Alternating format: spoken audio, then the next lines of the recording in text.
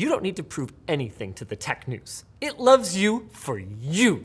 I mean, I think you kind of suck, but... What? It's light! There was some concern among the PC faithful that Intel's 13th gen Raptor Lake processors, which are expected to launch by the end of this year, would ditch support for DDR4 memory and require builders to buy newer, younger, sexier DDR5 memory. Not everyone's into that. However, a leaked list of upcoming ASRock motherboards has seemingly confirmed that there will be some DDR4 compatible Raptor Lake boards.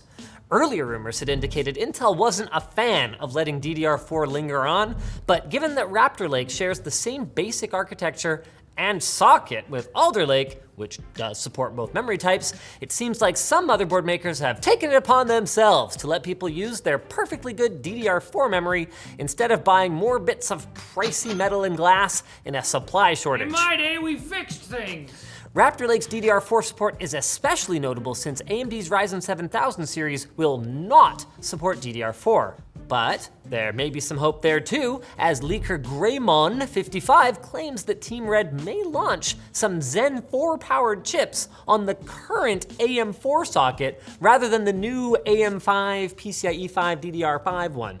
So your old memory sticks might still come in handy after all. Don't put them in the in-sync to garbage disposal just yet. You can call it Garburator. Garburator's a Canadianism. I know. The Minecraft community has become engulfed in turmoil over an upcoming update, which could result in players being banned from playing in any online mode, including their own private servers and subscription-based realms. Much of the criticism centers on the fact that any player can report any other player, a setup that could empower trolls, enabling them to abuse the system that was designed to stop abuse.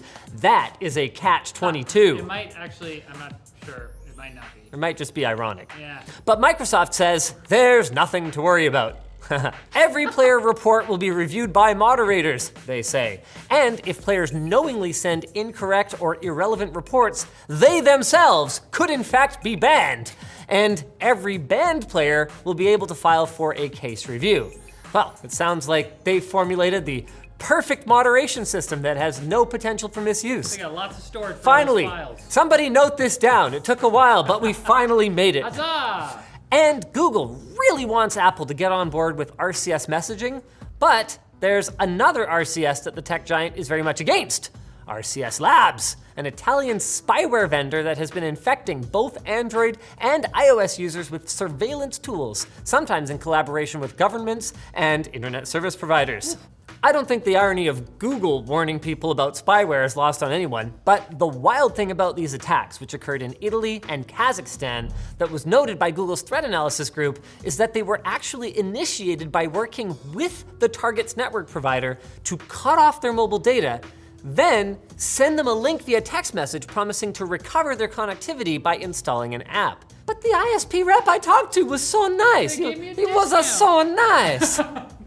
It's good that Google is getting the word out about these attacks, even if it is a bit of an example of the pot calling the kettle black to a degree. Now it's time to call these the Quackbutus. Sure. Brought to you by Lakeside Software, the digital employee experience management platform that your whole business will love because it collects over 10,000 data points on every endpoint of your IT estate every 15 seconds. You can use this data to automatically resolve IT tickets and issues, fuel root cause analysis and proactive IT, and even improve digital employee productivity. And on June 29th, you can join Lakeside for a webinar about organizational productivity, downtime, and turnover. So sign up today or learn more about Lakeside Software at the link down below. Quickie-batuis are the things in life that remind us to stop talking, Riley, and get to the good stuff. Okay, fine. Jeez. While the crypto crash means hordes of used mining GPUs are being dumped into the market, lowering prices, you may want to exercise some discretion when digging for one to buy, as reports of defective used graphics cards are beginning to surface. Some have been taken apart and reassembled improperly, while others have experienced memory failure from the constant pressure of being asked to do calculation after calculation. Ugh. You don't know what it's like, man. Bad at math. So make sure you perform more than a cursory inspection of that too good to be true eBay listing. You ain't winning any games with fake frames. When you have a bad GPU, it gives you fake frames. The US Food and Drug Administration has issued a ban on sales of e-cigarettes manufactured by the once popular JUUL due to a lack of sufficient data concerning the risks of using the company's products. JUUL has obviously appealed the decision, but the news comes after years of debate over the use of JUUL's admittedly pretty cool looking vapes by children. Yeah. I mean, cool teens everywhere are bound to think this frickin' sucks, right? Oh, this is so good. I thought they were good. Bungie has sued Nick Miner, a Destiny 2 YouTuber known as Lord Nazo, for $7.65 million after he went on an impersonation rampage, sending fake DMCA takedown claims to other members of the Destiny community. The spree was apparently triggered by Miner receiving a DMCA takedown request from Bungie for improperly using music from the Destiny soundtrack, which does sound like it would be pretty annoying, Yeah. so I kind of get where he's coming Who from. of us wouldn't go on a rampage like that? And the Osam OV1 used to be a promising upcoming Android phone created by some of the engineers behind the Essential phone, but now it's a special crypto phone Yeah. called the Saga, which will be launched in collaboration with the makers of the Solana cryptocurrency. It's special. The Saga will have access to special decentralized apps called dApps, which you can get on a super cool dApp store.